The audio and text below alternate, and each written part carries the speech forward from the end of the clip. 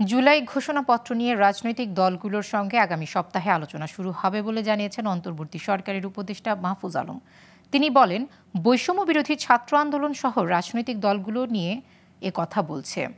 শুধু রাজনৈতিক নয়, গণঅভ্যুত্থানে যত পক্ষ আছে সবার সঙ্গে কথা বলে আগামী সপ্তাহের মধ্যে ডকুমেন্টারি প্রসঙ্গ এবং কবে ঘোষণাপত্র প্রকাশ হবে সে সিদ্ধান্ত জানানো হবে। এ সময় প্রধান উপদেষ্টার প্রেস সচিব শফিকুল আলম বলেন, আগামী মাসের মধ্যে সবাই পাঠ্যপুস্তক হাতে পাবে। বিস্তারিত জানাচ্ছেন আঞ্জাম খালিক।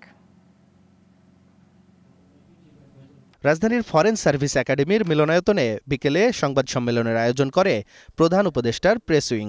যে সবগুলো পক্ষের সাথে মিলে এ সময় ৫ আগস্টের পর থেকে মাজার, কাওয়ালি গান বা সাংস্কৃতিক অনুষ্ঠানে হামলার ঘটনায় স্পষ্ট ব্যবস্থা নিতে না পারায় দুঃখ প্রকাশ করেন উপদেষ্টা মাহফুজ আলম। বলেন, এখন থেকে কোনো গানের আসর অথবা মাজারে হামলা হলে কাউকে ছাড় দেয়া হবে না।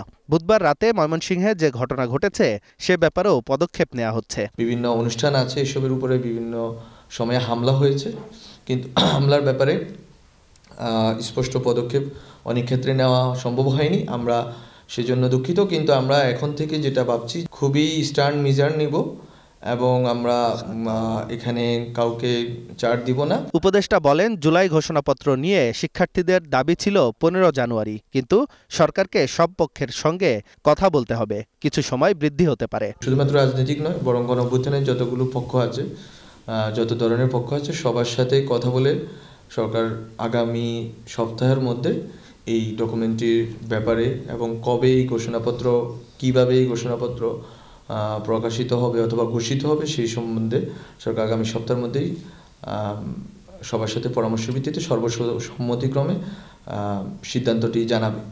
এ সময় পাঠ্যপুস্তক সবার হাতে পৌঁছানোর বিষয়ে কথা বলেন প্রধান উপদেষ্টার প্রেস সচিব। পাঠ্যপুস্তক আগামী মাসের মধ্যে সবাই হাতে পাবেন, সবার হাতে। চট্টগ্রামে বর্ষায় সমস্যা হয় জানিয়ে শফিকুল বলেন, জলাবদ্ধতার সমস্যা যত দ্রুত নিরসন করা সম্ভব সে বিষয়ে নির্দেশ দিয়েছে সরকার।